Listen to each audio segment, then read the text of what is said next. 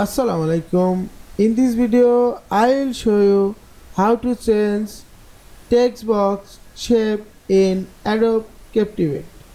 Let's get started. Right click on the shape and select the replace smart shape and choose your own shape.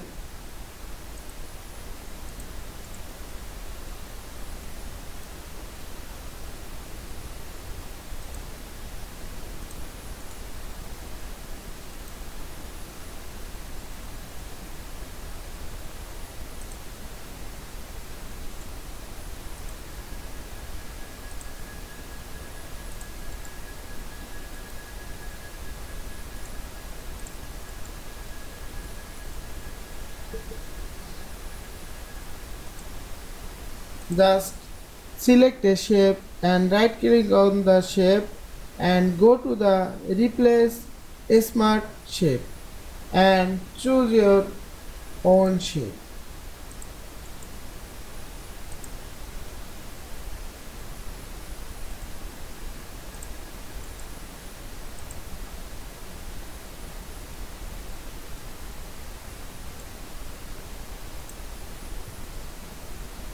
I hope you enjoyed this video.